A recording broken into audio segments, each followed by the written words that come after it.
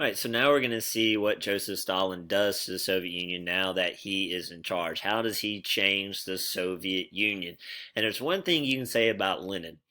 Lenin, at least in his heart of hearts, was a true communist, a true believer, if you will. For Joseph Stalin, it's all about the power. It's not about spreading communism. It's not about proletariat revolution. It's not about creating a classless society and world peace. It's about Stalin, and it's about Stalin's power. And in his mind, the more power the Soviet Union has, the more power he has. It's all about him. So he begins to purge the old Bolsheviks. Right? He gets rid of them because he views them as a threat. Develops a 5-year plan. The goal of the 5-year plan was to see the Soviet Union rapidly industrialized, focus on heavy industry first. Heavy industry is like industry that makes other industry. Machines that you need to make stuff in the factories, big pieces of equipment, that foundation of industry. Now, this leads to poor living and working conditions because he forces peasants to leave the countryside and forces them to move into cities, and they don't have adequate housing in these cities. And the working conditions are unsafe and horrible, and they get paid very little. But Joseph Stalin doesn't care. He just doesn't. And then he orders the collectivization of agriculture. Collectivization was when all the farms became government controlled, no private farms anymore. See, Stalin needed the peasants to leave the farms to work in the new factories, and he thought large collective farms would be more productive, more efficient, so you could grow more food with less people. And the projected increase in grain was 150% increase. Now, that is not what happened, but that's how it was sold, right? It was sold that it was going to be, the collective farms were going to be like a farmer's paradise, a worker's paradise, because in theory, communism is supposed to support the workers. Now, in reality, that's not what happened. Number of domestic cattle fell by 50%. Many peasants killed their draft animals rather than give them up to the government. Not enough animals or tractors for the work. Less food was grown. Food that was grown was actually sold so the Soviet Union could make more money to buy machines. So what happened was famine. Widespread famine. Millions of people died because of famine.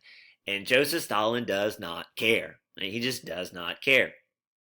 He undid much of the liberal social legislation. Real communism, true communism, pure communism views men and women as equals. And women had gained a lot of rights under Lenin. Stalin undoes much of that. He is very conservative. He has a very traditional view of women. Their place is in the home, and that is pretty much it. So he undoes a lot of that social legislation. And then there are the periodic purges. Stalin saw threats everywhere. And whenever he got paranoid, people died. For instance, in 1938, you have a purge of the Red Army. 30,000 army officers